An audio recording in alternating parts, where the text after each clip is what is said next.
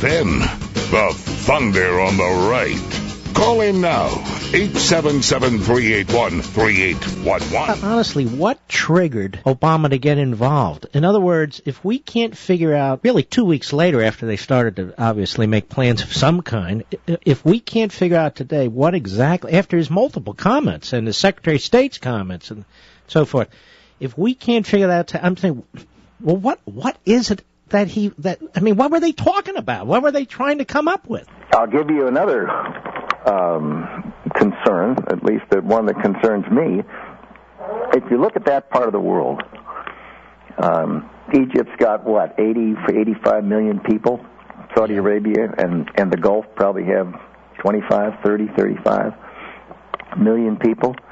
They are the anchors in the region from the standpoint of the strategic interests of the United States of America. It's not Libya with 6 million. It's not Tunisia. It's not Yemen, even Yemen with 23 million. And everything we do with respect to those other countries, Libya, Tunisia, even Yemen, is looked at in Egypt and looked at in Saudi Arabia and the Gulf. And the outcomes in Egypt and Saudi Arabia and the Gulf are of enormous importance from a strategic standpoint for the United States, for the region, for Israel, and for Western Europe in terms of the oil implications. And I don't get any impression that people are testing their comments and their behavior against what are the potential implications in Egypt and in Saudi Arabia and the Gulf. And I think it's important that they do so. And as for Egypt, we don't really pay any attention to it anymore, and yet that matter has not been resolved, and it can be resolved very badly for us, couldn't it? Well, it is being resolved badly. And once you decide you're going to have early elections as opposed to a decent interval, that means that the most organized and disciplined entities, organizations, political parties, if you will, are going to have an enormous advantage. The ones that aren't organized, the popular uprising that we saw, they're not organized. They don't have political parties. Now, who's organized? The Muslim Brotherhood's organized. It's disciplined. It's a very small minority of the country, but it's vicious and perfectly willing to use the hammer.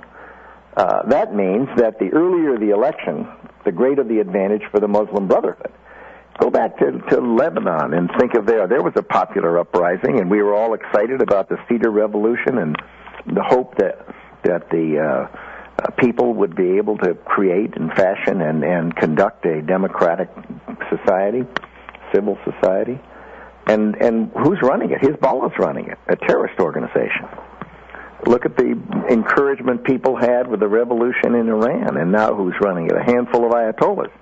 So you can't help but just feel great sorrow when you look around the world and see the countries that don't have free political systems and don't have free economic systems, because it's only with free political and economic systems where people have the kinds of opportunities we do in this country.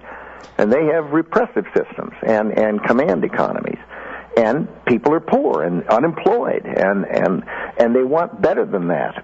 But they rise up and don't get better than that in many cases, because the tougher, more disciplined, better organized, and more extreme, in this case, in the case of Hezbollah, radical Islamists. Now, for most of you, this voice is familiar. Not mine, his I'm talking about. Donald Rumsfeld.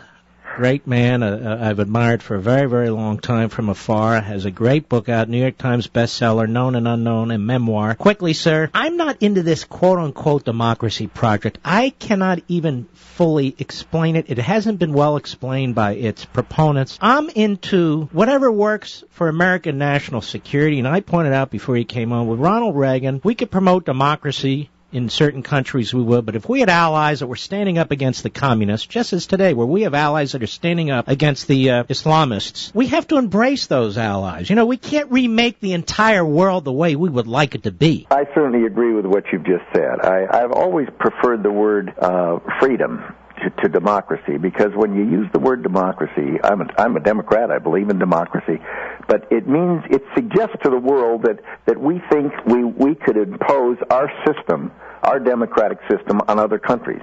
And I'm a great believer that culture matters, neighbors matter, history matters, the timing matters. I mean, think of our country. Our democracies evolved over a history of our country. We had slaves for years into the 1800s. Women didn't vote into the 1900s. Had a terrible civil war. It isn't easy to get from where we were to where we are, and it won't be easy for other countries. And you're quite right. You've got to balance your security interests, your strategic interests, and one other thing you have to add. And we have to have a healthy respect for things we're not capable of doing. I don't believe we're capable of building other countries. I think the people in those countries have to build themselves. We can encourage it. We know that people are better off if they have free countries. That's clear. Just look down from outer space on Earth, and that's a fact. It's just a reality. But we have to respect the fact that there are things we can't do. You are terrific. You're terrific, not only because I agree with you, by the way. You're terrific. No, but you don't mess around. You tell her, you've been around long enough. You don't play games. You're not running for office. You give an opinion. It's well thought out, even if people disagree with you. So it really is a pleasure to talk to you. And I want to thank you for coming on the program again. The book, by the way, New York Times bestseller, Known and Unknown, a memoir. And I want everybody to know all the proceeds go to the wounded and the families of the fallen. And you're a great patriot, sir. God bless you, my friend. Well, Mark, thank you so much. I'll come on anytime I can be helpful. Well, you are. You're big helpful. All right. You take care. Thanks so much. Bye-bye. All right.